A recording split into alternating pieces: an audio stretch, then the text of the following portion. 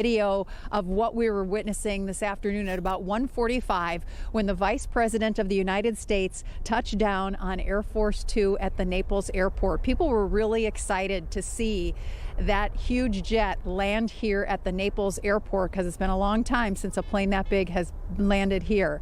They went and watched just down the road here as the roads were all shut down for the motorcade, as they got into that motorcade and drove what would normally be about a 14-minute drive with traffic from the airport to the Naples Yacht Club for that private fundraiser. But everybody we talked to who is here today was just kind of excited to see the history that they were witnessing, having the Vice President in Naples. You're seeing that video of the motorcade as they left the airport.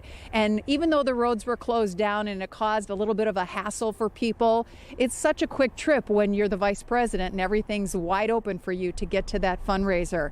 So it's been a great day here at the Naples airport. People have been very excited by what they saw. And I'm going to send it back to you in the studio for the rest of the story. All right, Lois, thank you. We have team coverage now continuing with Wink News anchor Claire Galt live at the Naples Yacht Club. So Claire, any idea what happened inside the event? Amanda, actually, yes, since I last talked to you guys, got some insight. So I talked to businessman Ron Weinberg as he was leaving the Naples Yacht Club here just a little bit ago. Kind of gave me some exclusive insight into what actually happened inside of there. Told me it was a small, of course, invite-only group, about 25 people. He said they got a chance to directly pick Vice President JD Vance's brain about the biggest issues happening across the country right now. I pressed, wouldn't give me too many details, but he did tell me they talked a lot about the ICE protest in Minneapolis. Take a listen. We discussed Minneapolis, we discussed overseas, we discussed immigration. You know, and the meeting was about an hour and a half, so there's a limit to how much you can talk. We could have talked for a whole day about these things. What did you guys say? What did he say? I mean, to me, I think it was a very balanced presentation, looking for cooperation and peace among the various factions. He went up there a week ago to, I expressed it as lowering the temperature, figuratively, not literally. Weinberg would not say how much these tickets cost or how much money was raised, but you can bet neither number is low. So that's what was happening inside. I want to show you now what was happening outside here earlier. If you take a look at this video, we took this. There were two groups of people here, supporters and protesters right next to each other. For the most part, things were very peaceful. They were talking, getting along. There was some chanting, but nothing too wild. But they all wanted to make sure that the Vice President knew they were here. They were using signs, chanting, everything they could do to get their message across. Coming up on Wink News at 5:30, you'll hear directly from them. Back to you. All right, Claire, thank you very much. Shifting gears now, retired FBI agent Rich Kolko is live at the Naples airport for us. Rich, can you give us some perspective on the law enforcement element of the Vice President's visit? Sorry, we didn't know.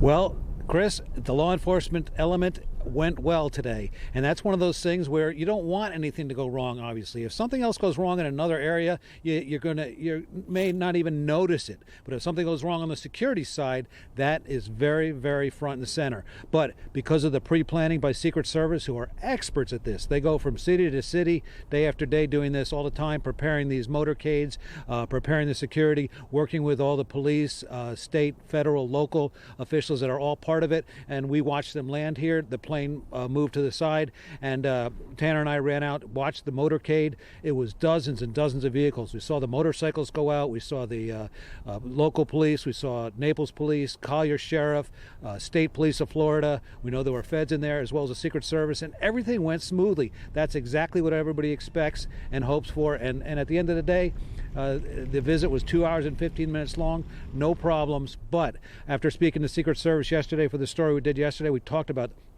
the line he said was, we plan and plan and plan and plan and plan, and then we make backup plans. And that's exactly what they did. They're doing the exact same thing in Miami right now. But again, people have come to expect that, and I think it worked out very well.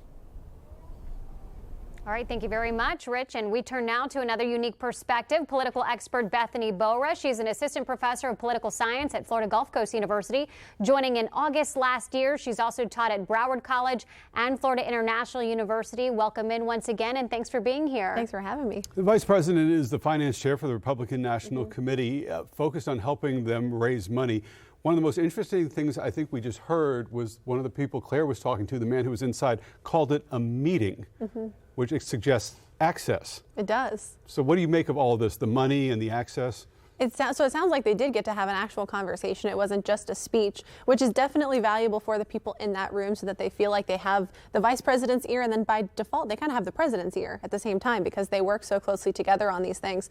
He is the finance chair of the RNC, which is an unprecedented move as far as both parties go. No vice president has ever served as the finance chair for either party's committees.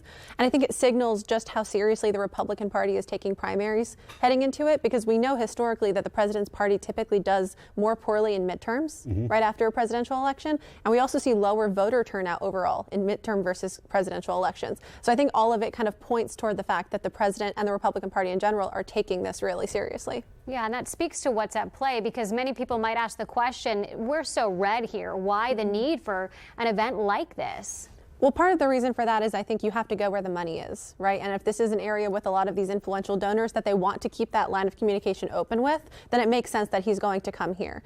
But another part of that is that elections in a lot of cases recently have become more about mobilization than persuasion.